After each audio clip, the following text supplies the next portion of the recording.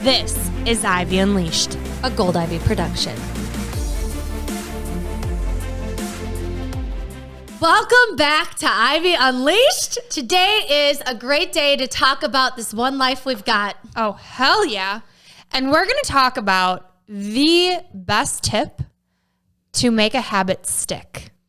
How to hack your brain to actually make that habit that you've been wanting to create stick. Yes, by romanticizing your life. Yeah, and what does that even mean? I think it means something different to everyone. Like, to me, it makes me think like, you know, you watch like a reel or a TikTok of someone that does like a montage of an experience and they put this beautiful music over it. And like, to me, that's like romanticizing a memory or a moment. So I'm obsessed with doing it because I love to look back and it makes me feel like my life is a movie. Yeah. And the reason that this is so important, because Andrea and I were talking, and a lot of what you hear about social media and the negative impacts on your mental health is this comparison, right? Of I'll never have that. Ugh, like must be nice to be them. It makes you feel like crap when you compare yourself. But there's a way that you can use that to your advantage. And it's tuning into what does spark some envy, some jealousy, because that is trying to tell you something. It's trying to say, hey, you want this. This is important to you. And so there's a way that you can use that to fuel and to get really specific and that clarity on what do I even want. So for Andrea, it's making these videos, these memories of her kiddos, but it also can be used in the game of behavior change.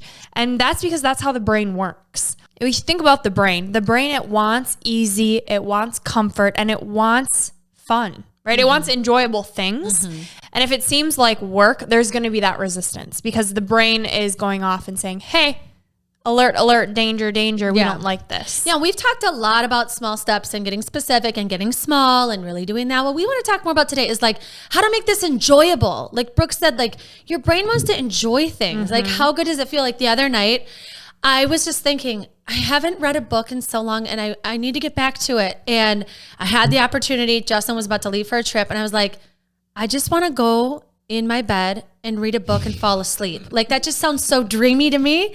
And it was 7:56, got in my bed, read about 15 pages of a book and fell asleep and got a full night, like 8 hours of sleep. It was unbelievable. It sounds so silly, but it's like, when I was lying in my bed, I was like, this is the moment I've been like wanting. I've been wanting slow and to like just catch up on sleep and just like read a new book. It felt so amazing. And so I'm going to keep chasing that and figuring out like how to have those moments of those things I've been craving. Been like, someday I'll have time for it. Like, no, someday is today. Yes. Like tomorrow will always be tomorrow.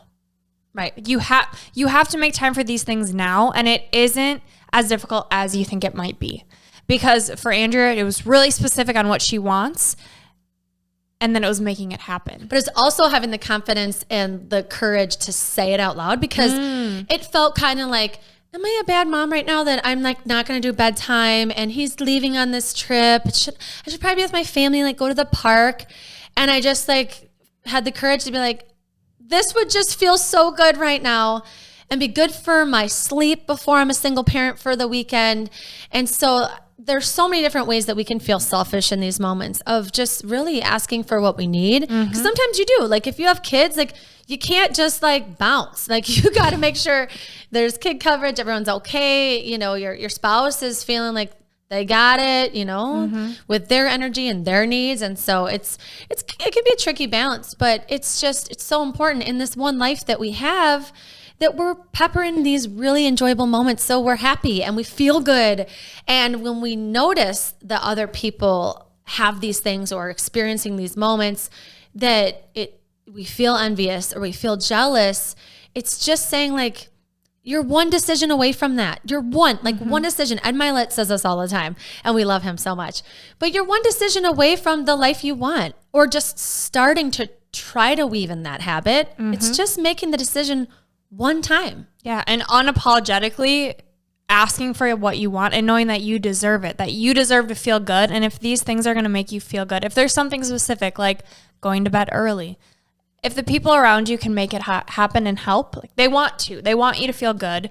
So I think a lot of times it is that selfish game, or they're like, oh, that would take so much work. Or we think about how much work it would be or the process when we don't think about that outcome, right? So like Ed Milet with this idea of we're one decision away. Well, you're also a lot closer to that future you that you want to be. And I think that's the key, because when you're thinking about that future person, okay, well, you're going to make the right decision in this moment because you're thinking about how that future person's going to feel, right? Like for me, I'm thinking about food and knowing that a lot of food still does trigger my stomach. And I choose to eat this way to feel good. And for the longest time, it was whatever. Like, I'll deal with it later. Eventually, I'll eat really clean, or however people say it. Eventually, I'll have the body that I want. Eventually, I'll get the good night's sleep. It's like, no, it starts today and what you do now, because that future person is you. The only person you're hurting is yourself. Yeah. And yes, it takes getting really specific on what that is, but I also think it's making it easy by getting specific, if that makes sense. So, you think about what is a healthy habit that just won't stick. Maybe for you, it's drinking water. Like, how can you look forward to that? Maybe it's doing your skincare routine. How can you look forward to that? Can you have cute products? Can you lay them out on the counter where, you see them, but then also it brings you joy because it looks cute as hell on your counter? Same idea of having that water bottle. Or for exercise, it could be having an awesome playlist. You're walking while you're listening to a podcast, talking to someone you love. So it's also the idea of pairing what you love and brings you joy with this new habit. Mm-hmm. Music is so powerful. You think about it, like when you listen to your favorite jam, whether you're exercising or not, maybe you need to use it to even get in the mood to think about it, because it gives you energy. It does something to our soul, right? And sometimes you need it to calm down. Sometimes you need it to ramp your day up and get moving, but use it. I mean, it's a free thing you can just turn on, and just everybody has a handful of their favorite songs. Mm-hmm. I feel like that's a tool that's really underestimated by a lot of people. Like, some people don't really like cooking, or they don't look forward to meal prepping. So maybe you pour a drink to have while you're, whether it's alcohol or tea or whatever it may be, or a coffee. While you're doing it, you can enjoy something that you can sip on. You can play some music or do it with someone. I mean, I think about that with meal planning. Mm-hmm. It's something I put off a lot. And so I'm always like, how can I help myself out? Like, why isn't this not, like, this just keeps not happening? Mm-hmm. And so that's kind of my thing that I need to romanticize big time. What do you think would help? I think I get stuck with it's that thing that's like, I want it to be picture perfect. So it's like action paralysis. It's like I'm just thinking about way too many factors. Mm-hmm. So I think like the next time I'm with my friend Liz, where just recipes come so easy to her, ideas with food, because I love spending time with her, and just be like, hey, for the next 10 minutes, will you help me just plan out my month of food? Just like 4 meals a week that are maybe your go-tos that maybe I have never tried, or like shoot me a recipe of something you like, and I'm going to pop these in my calendar and then make sure I have the groceries for them. I feel like I'm going to see if she'll be that person for me. Yeah, I think that's the way to do it, right? You ask yourself, what would it take for me to look forward to this? Is it doing it with a friend? Is it doing it at a certain time of day where that motivation is high? Is it scheduling out time on the weekends and then rewarding yourself with something right after? Yeah, I think too that a big piece of romanticizing something and then getting to that point is like, you've got to think about that person you're talking about. Like, envision yourself with like awesome skin, right? like, because with that, a lot can go into that. That could be, I'm drinking a ton of water. It could be, I'm doing my skincare routine. It could be, I'm eating healthier at home, trying to have less processed foods or less sugar, less alcohol, whatever it may be. And picturing your face, like picturing that, like looking at a picture of yourself and being like, damn, my skin is glowing. Because sometimes that's what it is. That's the driver, because it's not instantaneous sometimes. You don't always feel awesome the second after you plan out your meals. But that person who I know I can be, who I want to be, right? This version that does meal plan, what would they do in this situation? Right. Like your intuition has all the answers you need. You just need to change the questions you're asking yourself, which is why as coaches, we ask empowered questions because you know what you need to do. And I think if we think about those quote unquote unhealthy habits, right? Like maybe staying out too late or drinking too much alcohol, not washing your face. Like why do we do those things? Because they're easy. Or we enjoy staying out late because we're doing things that we like to do. So how can you twist that into the habit that you do want? Like how can you make that the healthy choice the easy choice? Yeah, I think too there's like putting meaning on it. I just thought of with the meal planning that when I pictured the person that I want to be, or that I am going to be, I should say, is something like the value it's going to create is I have this image of my kids all choosing a recipe and we're sitting down and we're eating it and it was like one of their ideas and it's exciting, and then my kids are trying new foods or new vegetables because it was their idea. Yes. And so I'm just thinking like that's the family I'm picturing, that's the mom I'm picturing I am, is that we do those things, right? And so now if I tie my kids to anything, I'll be way more likely to do it. That meaning just it moves me. It changes things. It makes me step outside of myself. So sometimes it might be thinking of someone else, like, oh man, I will live a longer life with my spouse if I drink more water now and drink less pop or soda, whatever you call it, you know, and whatever the habit is that you know is probably negatively impacting your health. You can think about, you know, the person that I want to become or the person I know is in here. Why do I want to become that person? Yes. What is going to come out of me acting that way? And it's going to get you one step closer to getting out of this life what you want to get out of it. Right? Like you can be anyone you want to be. Yeah. I just thought too, like this could also not even be like health habits. This could be like your responses to people, like maybe trying to learn how to interact with people more peacefully, right? Where you're one decision away from just being a little bit kinder, right? Where you're a better listener, or you are becoming more of a lifelong learner. You want to learn more things, and that's like tough. I feel like there's so many different ways you could twist this into like, what do I know that I could really use some work on? Yeah. And what do I really enjoy doing? Because again, it goes with that pairing. And I think a theme that I keep thinking of right now is slowing down to even know what those things are, right? Like we are so go, go, go as a society, Andrea and I, that yes, we love personal development and we love this shit, but it also takes as us being humans to slow down and be like, in this season of life, like what is bringing me joy? Like, and it could be so different than even a month ago. Exactly. And that's okay. Yeah. You know, like I think a lot of people can get scared with personal development because they're like, you don't have to be someone else. And like, you're absolutely right. You are you. But in every season of life, you're evolving and you're wanting different things out of life. Different things, I think, make you who you are and teach you the lessons that you need in the moment. But for me right now, I'm in a completely different stage. Like I just bought my first condo and now I'm celebrating that. And I'm like, I'm shopping this weekend with my best friend from home. And I'm like, I don't want to buy clothes. Like I want to buy home things and create a safe and peaceful and like home that I'm excited to come home to. So it's like just even recognizing that it's okay to evolve and to want these things. Like it's okay to want the routine that the girl on Instagram or TikTok has. Like whatever excites you about that, like what is it and why?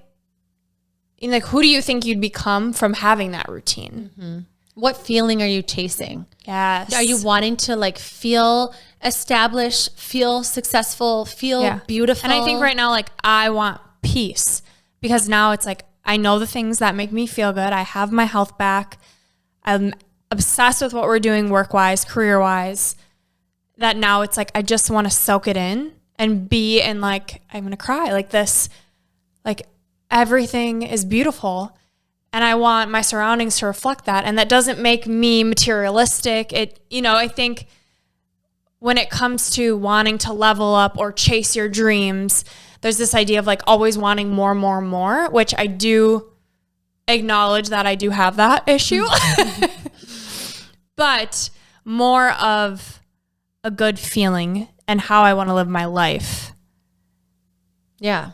I'm thinking of Eric Lassan's episode about joy, which is unbelievable. And this just got our wheels turning. But it's like Brooke was saying earlier, the clarity on how you want to feel and what brings you joy, and then finding it and making it happen. And she said something super powerful. Like, if you are not satisfied with your life right now, you will never be satisfied. Right. And it's like getting in tune with what is it in my life that am I satisfied with? And let's like elevate that, right? Let's add more of that into our life so that we do feel that joy more. Yeah. And then noticing what doesn't bring that joy and kind of weeding it out more. So if you're noticing that when you do slow down and you do get in bed and you're reading a book and you feel amazing, like, how can that happen more? And knowing which habits are going to give you that feeling. Because I do think there's a level of self-discipline, right? Like, even to this day, I have made a complete 180 with my habits because of my health. And I feel good now. And it's like, now I'm in that place where, ooh, I want to stay feeling that good. But then temptation comes up or life happens and I'm up late. And I do have to be like, nope, okay, we're not going to turn the TV on. We are going to go to bed. We are going to wake up early. Like, there's that level of, yes, you can romanticize, but I think it makes the willpower and the discipline easier because you're excited and you know why you're doing it. And you get to be in this flow state. Yeah. I think, to me, romanticizing helps me be in that flow state where it doesn't feel like work. You are doing something that ultimately you know is going to get you one step closer to where you want to be, but you're falling in love with the process and the journey. I think that's the key too, is like, hey, you've got the long-term vision of that you're going to become. And then there's this gap, right? Like, I know I want to be the one planning the meals and making it all happen, but there's a lot that you have to do in between there. You got to go get the groceries and pay for them and prep them and like plan what days they're going to be and make this whole thing happen, right? And so you can get defeated along the way of like all the things. But I love what you're saying with that discipline is this one next decision is keeping me on the path. It doesn't have to be tough. Maybe you pick an easier recipe if you're having like a tougher day or a busier day. But I think, knowing when you do plan things out with food, it does end up making it easier on you. You carve out this time and it comes back to you tenfold. Like, by me taking, 30 minutes to plan out. And I do acknowledge, like, it's so much different when you have a family. But by starting small, you then get that momentum. Yeah. Yeah. And for me, I do think it's going to start with like, let's make this fun with a friend with some ideas first. Because I've tried it lots of different ways. And I mean, my family keeps eating dinner. Like, we're fine. And we are, getting to the store and have healthy foods in our house. But we do get in that rut of having the same meals. Or it's like rush last minute and you're getting late. And and I don't like that feeling. I don't like that rushed, what are we doing? Scramble. It doesn't feel good. And then we end up spending more money if we want to go out. And so that's my big thing. What are you going to work on that you feel like you got to romanticize a bit to make happen? I think two things come to mind. The first one is getting ready. You don't like getting ready? I hate getting ready. Why? Okay, so I used to love it growing up, getting ready for dances, getting ready for school, doing my hair and makeup. But then when I got sick and started trying to figure out my health issues, getting ready felt like so much work. And I think depression played a big part in that, of like getting up and showering and getting ready, like, took so much energy. And I think I still have some beliefs around that hold me back, of like, oh, this is going to take so much energy. This is going to drain me. But I know that when I get ready, I feel so much better. So like, we work out super early, right? With Move, go home, and then we're on calls all day and we're getting things ready for Gold Ivy. And so, I may shower, but then I don't do my hair and makeup. And it's kind of the same idea of meal planning, where I take a little time and then it comes back to me because I feel more confident. I feel like I poured into myself and put myself together. So you need to fall in love with the process of getting ready again. Yes. So I also think being in like a tiny bathroom and where just how my apartment is laid out, like it's not very conducive to getting ready. So I'm thinking about how I can make it better, more easily accessible of like where my makeup is, where my hair care products are, because they're just like scattered and put away so that they're not on top of this tiny counter. So I'm excited for this new condo where I can have like cute things out on display, easy to grab, and getting in that routine. So that's something I want to get back to. And that also comes with like getting ready. Like this weekend, the reason this is top of mind is this weekend I went out with friends and I got ready and I didn't just wear workout clothes. And I love workout clothes, nothing against it. But there's just something about putting on a cute outfit that it boosts your mood. Like it has nothing to do with looks. It has everything to do with mood for me. I just notice I feel more put together. I feel more confident. And those are feelings I want to create. So getting ready. Another one, saving money because of with this condo now. And to get approved for this mortgage, like I had to be very tight on money. And that was new for me. And now I know I can do it. And the same like dopamine hit that you can get with spending money, I also think I can get it with saving money because I watch that account rise. It's like, hell yeah, hell yeah. And I just have to be very specific on how I'm doing it, how much money I'm putting aside, like sticking to a budget. So I think romanticizing the sticking to a budget is what I need to work on. Well, Sonia Eklund would say, instead of calling it a budget, because they like that word budget, like I just don't like it, is your spending plan. Yeah. Right? Because you can spend less, so you're saving. I think it's just be my money plan. Money plan. I like that. My money plan. Yeah. Because what I've found, and this is with not just money, with like everything, planning my week out, getting organized. I love to plan. Like I'm a planner. It's the execution that I struggle with. Like I'll create this cute ass money plan, Excel sheet, and then I'll never look at it again. Like, I'm gonna save so much money, but wait, I'm like not I gonna did it do for anything. a while because Britt Williams helped me do it, and I did it for a while, and then it just seems like work. So figuring out how to make it easy, but also getting excited about seeing the money rise, spending, you know, my weekly allowance of however much I'm going to put aside on exciting things for the condo, I think is how I'm going to romanticize it. I like it. Good. And then you'll get to see the fruits of your savings. Like it will be visible for you. Exactly. Because sometimes it's tough. You want to romanticize exercise, but you don't see results instantly. You know, you don't get to stare at, your bicep looking ripped right away. Unless you do move. Yeah. We had one of our members, actually her pants split because her glutes were getting real defined, and she sent us a picture of her pants ripping. It was a proud moment for us. We're trying to take credit for it. Yeah.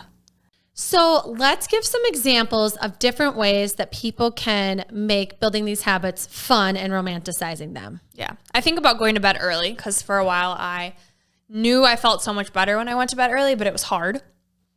And so what I did was I got some cute sleepy time tea. I got a cute mug off of Amazon that an influencer had, and I built like my ideal nighttime routine, just like I have my ideal morning routine.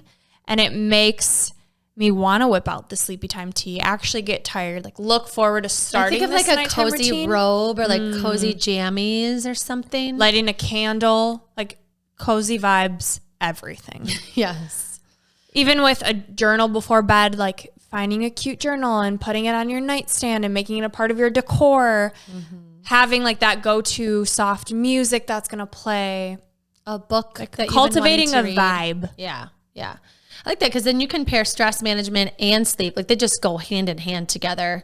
I mean, everything with health goes hand in hand, but I feel like having something cozy and knowing too that you're kind of putting this effort that kind of de-stresses you, just making momentum with getting more sleep or journaling or reading a book or whatever. Yeah. And knowing too what is happening. This might sound funny, but what's happening when you sleep, right? Like your memory is getting better, you're detoxifying, your repair, regrowth, like all of this essential things are happening when we sleep. And I think sleep is one of the first thing that goes. So prioritizing that by romanticizing it. Yeah, I think about water intake too with having a cute glass or water. Like, get your favorite glass out and use that for water intake, or use a really cute pen or like dry erase marker to track how much water you're drinking. Or if you like the visual like check mark or box, doing that, it's so satisfying to like check a box. And so people love that, especially planners like you, checking that box. And so whether it's on a piece of paper or a whiteboard or on your phone, check the box when you did something, whether it's water or whatever else it is. Yeah, I think that's why I have 1 million water bottles. I'm romanticizing. Andrea makes fun of me because I have 1 million water bottles. Yeah, every time I see her, there's a new one. And we're getting like... I just can't find the right one. And they get free ones sent to us. Oh my gosh, if I had $1 for every time Justin said that about water bottles or bags, like the perfect bag with the right amount of pockets and zippers, or the perfect water bottle that's easy to clean with the right spout. I'm like, oh my gosh, this cupboard could be for a family of 20. Like 20 We're people. related. 100%. Yes. Yeah. So if you're listening and you have the ideal water bottle, don't send it to Brooke. She doesn't need it. No, send it to me, please. Let me know. I will buy it, but only if it's in my money plan. That's right. I also think about drinking alcohol, and something I want to do this summer is experiment with fun mocktails, right? Like, I can have just as much fun with a fun drink. Like, I think for me, drinking is being in that social atmosphere, being with the people, having something in my hand. And so to look forward to drinking something new that I actually enjoy and isn't going to make me feel like crap. I think that's what I'm going to experiment with this summer and just see. I think about like happens. The visual appeal of these things too, because a lot of things we're talking about, it's like they're pretty. You want to see pretty things. So that I'm thinking, like when you said the mocktail, I'm thinking of like a Moscow Mule mug with like a lime and maybe some mint, you know, or whatever for mojitos. I'm thinking like, I just feel like making your life a little bit more visually appealing, whether it's like decorations on your home or what you're drinking, what you're wearing, what you're putting on your body to go out, you know, putting on your makeup, or wearing like a cute robe before bed. I don't know. I feel like there's so many different sensations that we can kind of elevate to make these little habits a little bit more fun. Yeah. I've noticed too with waking up earlier that doing exciting morning things has been helpful. So like, I want to look forward to going to the farmer's market. Like, I don't go to the farmer's market up until now, but I'm going to get cute flowers and like support local businesses. So that's something I'm looking forward to too. And doing it with someone else. You know, you are the 5 people you spend the most time with. So if the people around you aren't cultivating the vibe that you want, think about who you could spend some more time with, even if it is just calling them on the phone while you do these things. But who you surround yourself with is so important. And it's hard to romanticize these things and look forward to them when you have a vibe killer. Yeah. Yeah.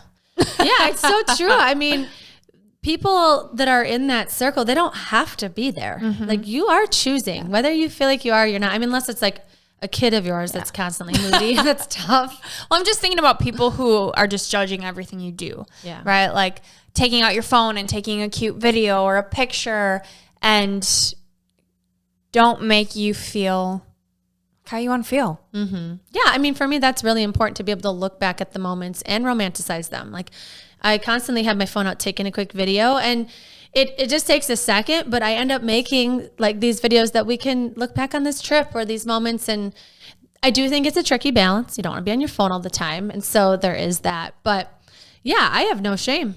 I know you have no shame too. We're like, whatever, this is important to capture, and we're doing it. And we're going to put fun music over it. And it goes back to the unapologetically being who you are and doing the things that you want to do that you know are going to give you the life you want. It is so true. And it sounds so cliche, though. You have one life. And, you know, we say it all the time. How do you want to feel? But what we're asking you to do today is to picture yourself, you know, however far down the road it is. It's really not that far down the road. It feels far down the road. But think of yourself and think of what you're really going for here when you think about what you want to romanticize, right? And think about that version of you.